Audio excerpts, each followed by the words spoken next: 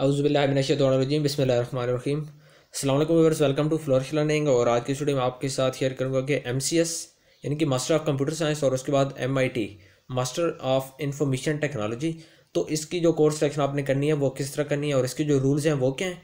तो MCS और उसके बाद MIT के जितने भी इनके कोर्स सिलेक्शन के रिलेटेड इन्फॉर्मेशन है तो वो मैं इंशाल्लाह वीडियो में आपके साथ शेयर करूँगा। और इसके बाद इंशाल्लाह आपको यकीनन कोर्स सिलेक्शन करते वक्त ये इन्फॉर्मेशन आपके लिए इंतहाई यूज़फुल रहेगी।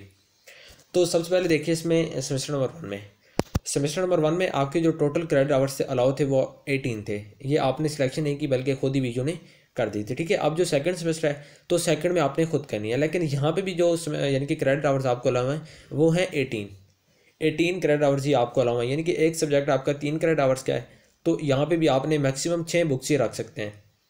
ठीक है, अब फर्ज करें यहाँ पर देखें ये सेमेस्टर नंबर वन में आपकी कोई भी बुक में F ग्रेड आ गया है, किसी भी बुक में F ग्रेड आपका अगर आ गया है तो सेकंड सेमेस्टर में आप 6 बुक्स ही ओवरऑल आपने पढ़नी है। अब ये आपकी मर्जी है। यहाँ पे एक रूल है प्री रिक्विजिट। ये देखें CS 201, अगर आपकी MCS में फर्स्ट सेमेस्टर में CS 201 क्लियर नहीं है, CS 201 में आपका F ग्रेड है, तो सेकंड सेमेस्टर में आप CS 301 भी नहीं रख सकते, आप CS 304 भी नहीं रख सकते, आप CS 403 भी नहीं रख सकते। जिसका सीधा सा ये मतलब है कि अगर आपकी CS 201 में सप्ली आ गई है तो सेकंड सेमेस्टर के आप 3 बुक्स नहीं रख सकते। फिर आपके पास ऑप्शन क्या है, MTH 603 एक, CS 401 2 और उसके बाद ये CS 302, ये 3 सब्जेक्ट्स हो जाएंगे। और 3 आपके वो होंगे जिनमें आपकी सप्ली आई है, या वो जो आपकी मर्जी है कि आप फर्स्ट सेमेस्टर में यानी कि जो भी आपने 3 रखने हैं। लेकिन आप अगर आपकी CS 201 में सप्ली आ गई, F ग्रेड आ गया तो आप CS 301, CS 304 और उसके बाद CS 403 आप नहीं रख सकते। ये ऑटोमेटिक आपके जो यानी कि प्लान था उसके अंदर से ये कैंसिल हो गए हैं। ये 3 आप नहीं रख सकते क्योंकि आपकी CS 201 क्लियर नहीं है। तो आपने कोर्स सिलेक्शन यहाँ पे बड़े मोहतात अंदाज से करनी है। अगर तो आपका CS 201 में सप्ली है तो आप 3 सब्जेक्ट्स तो नहीं रख सकते। अब फिर आप पे डिपेंड करता है आपने कौन से 6 रखने हैं, कुछ फर्स्ट के रखें कुछ सेकंड के रखें। उसके बाद एक और चीज़ को देखें, तीसरे सेमेस्टर को भी आपने माइंड में रखना है कोर्स सिलेक्शन करते वक्त। तीसरे सेमेस्टर में देखें CS 401 और CS 403 एंड CS 301, और यहाँ पे देखें सारे तकरीबन प्री रिक्विजिट आ रहे हैं। तो यहाँ पे देखें ये CS 401 यहाँ पे आपने पढ़ना है सेकंड में। ठीक है, थर्ड आप जाएंगे तो यहाँ पे CS 401 CS 501 का रिक्विजिट है। इसी तरह CS 301 यहाँ पे पढ़ेंगे ये फर्स्ट में, और वो आप तभी पढ़ेंगे अगर आपकी CS 201 क्लियर है।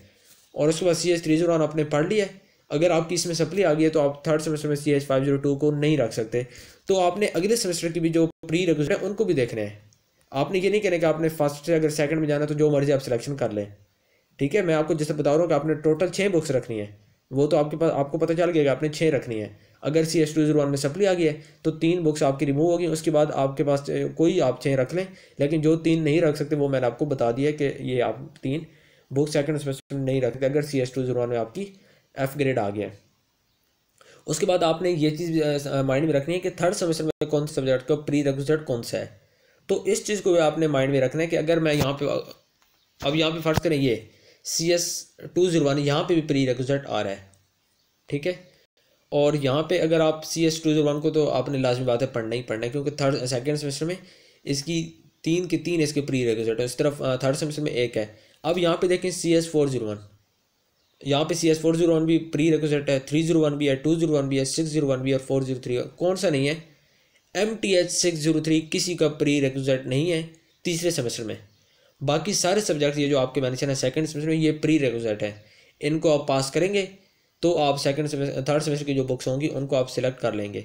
अगर सिर्फ यहाँ पे जो नहीं है तो MTH 603 से आप इंडिपेंडेंट है, इसको आप रख लें।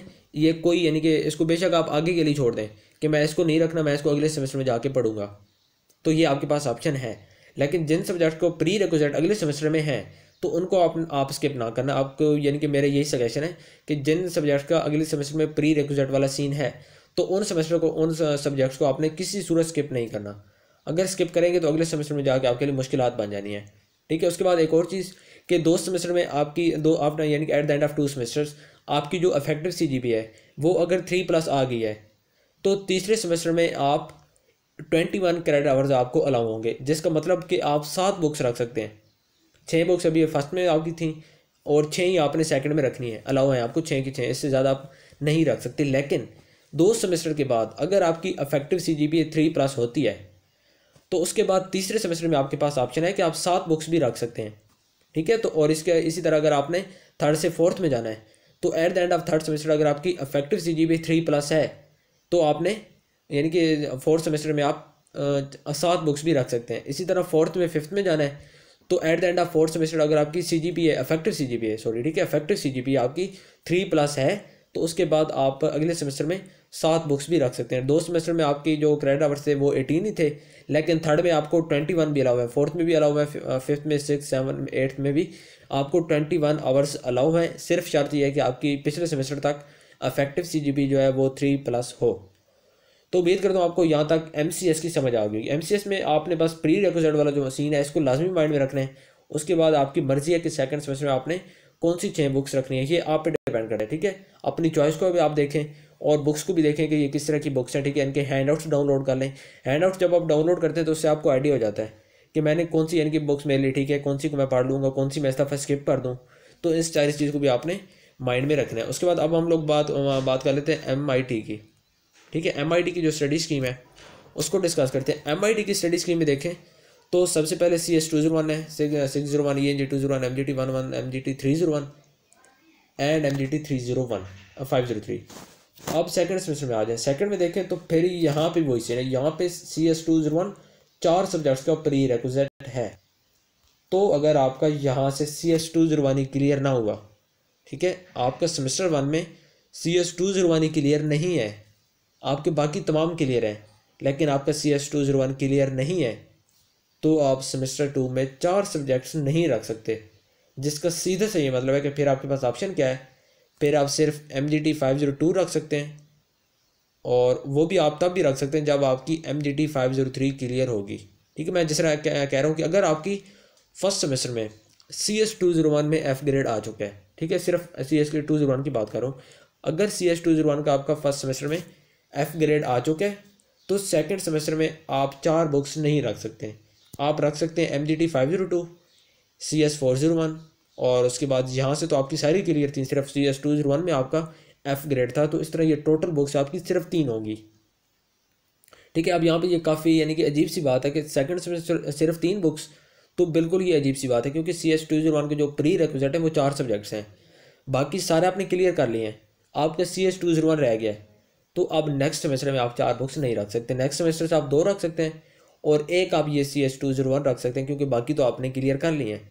CS 201 आपकी रह गई थी तो एक ये हो जाएगी, 2 आपकी सेकंड सेमेस्टर की हो जाएंगी। टोटल आपने इस सेमेस्टर में 3 बुक्स पढ़नी है, ठीक है। उसके बाद अगर CS 201 आपका क्लियर हो जाता है तो उसके बाद नेक्स्ट सेमेस्टर में आपके पास इन चीज़ों का ऑप्शन होगा कि आप CS 301 सेलेक्ट करें, CS 304 करें, और उसके बाद CS 403 करें, CS 504 भी करें, ठीक है। तो CS 201 बहुत इंपॉर्टेंट सब्जेक्ट है MIT की फर्स्ट सेमेस्टर में, इसको आपने लाजमी क्लियर करना है। अगर आप अभी यानी कि आपने एडमिशन लिया है तो आपने CS 201 पे एक्स्ट्रा मेहनत करनी है क्योंकि इसके ऊपर आगे सेकंड सेमेस्टर में 4 सब्जेक्ट्स डिपेंड कर रहे हैं।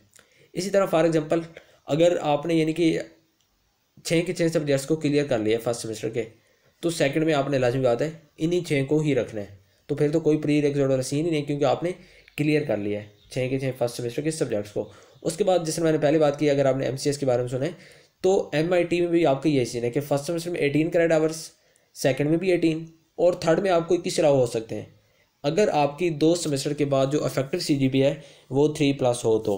अब यहाँ पे एक और चीज़ आप माइंड में रखें कि अगर आपने फर्स्ट सेमेस्टर के आपने किया है, आपने यानी कि फर्स्ट सेमेस्टर का आपका रिजल्ट आ गया है, आपने सेकंड की सिलेक्शन करनी है, तो सेकंड की करते वक्त थर्ड को भी माइंड में रखें। ये देखें थर्ड में क्या है, CS 301 प्री रिक्विजिट है 2 सब्जेक्ट्स का। तो यहाँ पे आप देखें CS 301, ये CS 301 को आपने स्किप नहीं करना। उसकी वजह क्या है कि थर्ड सेमेस्टर में ये 2 सब्जेक्ट्स का प्री रिक्विजिट है। तो ये चीज़ें आपने सारे माइंड में रखनी है, प्री रिक्विजिट को भी माइंड में रखना है, हर चीज़ को आपने माइंड में रखना है। मेन चीज़ ये है कि अगर आपने फर्स्ट सेमेस्टर से आप सेकंड में जा रहे हैं तो सेकंड सेमेस्टर में आप मैक्सिमम 6 बुक्स रख सकते हैं। अब ये आप पे डिपेंड करता है कि आप कौन सी 6 रखते हैं। लेकिन अगर आपकी CS 201 फेल है, F ग्रेड आ चुका है, तो आप सेकंड सेमेस्टर में सिर्फ और सिर्फ 3 बुक्स पढ़ेंगे, और अगर यानी कि फर्स्ट सेमेस्टर कोई और आपकी फेल हो चुकी है तो वो तो आप पढ़ेंगे, लेकिन अगर आपकी सिर्फ CS201 फेल है, बाकी सारी आपने पास कर ली हैं, तो सेकंड सेमेस्टर में आप सिर्फ और सिर्फ 3 बुक्स पढ़ेंगे, एक CS201 और बाकी जो दो आपकी हैं वो आप जो आपकी यानी कि जिनका प्री रिक्विजिट CS201 नहीं है तो वो आपने पढ़नी है। उसके अलावा कोई बुक आप नहीं पढ़ेंगे। उसके बाद आपने मेहनत करनी है। तीसरे सेमेस्टर में के स्टार्ट में अगर आपकी CGPA 3+ होती है तो तीसरे सेमेस्टर में आप 7 बुक्स भी रख सकते हैं। इस तरह अगर आपने फोर्थ सेमेस्टर से फिफ्थ में जाना है तो भी आपकी अगर CGPA फोर्थ सेमेस्टर के एंड पर 3+ होती है तो आप फोर्थ सेमेस्टर में या फिफ्थ सेमेस्टर यानी कि जो आपका नेक्स्ट सेमेस्टर है तो उसमें आप 7 बुक्स भी रख सकते हैं, यानी कि 21 क्रेडिट आवर्स आपको अलाउ होंगे। मेन शर्त यह है कि 2 सेमेस्टर के बाद आपकी जो CGPA है वो 3+ हो, तो उससे जो अगला सेमेस्टर होगा उसमें आप 7 बुक्स रख सकते हैं। ठीक है, तो उम्मीद करता हूँ आपको आज की वीडियो पसंद आई होगी। इसमें मैंने MCS और MIT के बारे में आपको बताया। काइंडली चैनल को सब्सक्राइब कर लें और बेल आइकन के बटन को प्रेस कर लें ताकि अंदर जितनी भी मैं इस तरह की वीडियो अपलोड करूँ आपको फ़ायदा हो सके।